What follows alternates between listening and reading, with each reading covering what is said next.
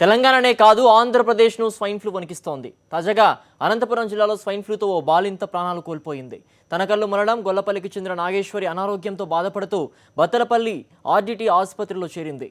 వారం రోజుల క్రితం బిడ్డకు జన్మనిచ్చింది. ప్రసవించిన వెంటనే పసికందు చనిపోయింది. వారం రోజుల నుంచి స్వైన్ ఫ్లూతో పోరాడుతూ నాగేశ్వరి కూడా మరణించింది.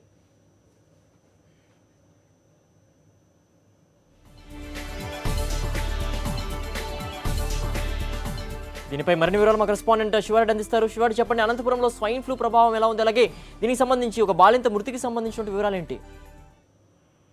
సిద్ధు, అనంతపురం జిల్లాలో స్వైన్ ఫ్లూ పూర్తి స్థాయిలో భయపెడుతుందని చెప్పవచ్చు. ఎందుకంటే ఈ తెల్లవారుజామున స్వైన్ ఫ్లూ వ్యాధితో బాలింత నాగేశ్వరి దుర్మరణ పాలయ్యారు. ఎందుకంటే 2 వారాల కిందట స్వైన్ ఫ్లూ లక్షణాలతో నేరుగా అనంతపురం జిల్లా బత్తలపల్లి ఆర్టీటీ ఆసుపత్రికి నాగేశ్వరి చేరారు. అప్పటికే గట్టిగా ఉన్న నాగేశ్వరి ప్రసవం కావడంతో పుట్టిన బిడ్డ అక్కడికక్కడే మృతి చెందారు. అయితే అక్కడి నుంచి ఇప్పటిదాకా దాదాపు 2 వారాల పాటు స్వైన్ ఫ్లూ వ్యాధితో తీవ్రమైన జలుబు జ్వరంతో నాగేశ్వరి బాధపడుతూ వచ్చింది. అయితే ఆమె ప్రత్యేక వార్డులో చికిత్స పొందుతూ ఈ తెల్లవారుజామున దుర్మరణం పాలైంది. మొత్తం ఎందుకంటే తనకల్లు మండలం గొల్లపల్లి గ్రామానికి చెందిన నాగేశ్వరి గత కొంతకాలంగా బెంగళూరులో నివసిస్తోంది. కూలీ నాలి చేసుకుంటూ, ఎందుకంటే వలసకు వెళ్లిన ఆ కుటుంబాలు బెంగళూరులో నివసిస్తూ ఉన్నాయి.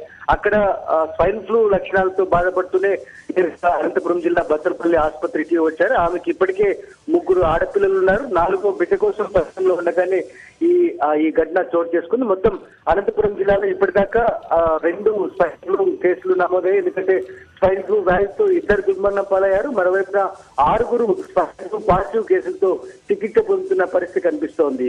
సిద్ధు, అలాగే శివారెడ్డి, దీనికి సంబంధించి అంటే ఉండేటువంటి బాలింతలకి అలాగే గర్భవతులకు కూడా స్వైన్ ఫ్లూ సోకేటువంటి అవకాశం ఎక్కువగా ఉందనేటువంటి వైద్య వర్గాలు చెప్తున్నప్పటికీ స్వైన్ ఫ్లూ అనేది ఇంత తీవ్రంగా విజృంభిస్తున్న సమయంలో అధికారులు తగిన పరీక్షలు సరైన జాగ్రత్తలు తీసుకోకపోవడానికి గల కారణాలు ఏంటంటారు శివారెడ్డి?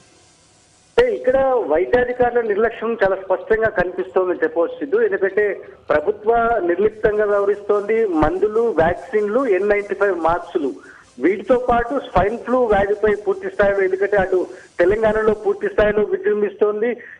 అనేక వందల మంది, అదేవిధంగా చాలా వరకు మరణాలు చోటు చేసుకుంటున్నప్పటికీ ఏపీలో మాత్రం ప్రభుత్వం అలర్ట్ కాలేకపోతుందని చెప్పవచ్చు. ఎందుకంటే అనంతపురం జిల్లా ఇక్కడ ఉన్న అధికారుల వ్యవహారం చూస్తే ఖచ్చితంగా నిర్లక్ష్యం చాలా స్పష్టంగా కనిపిస్తోంది.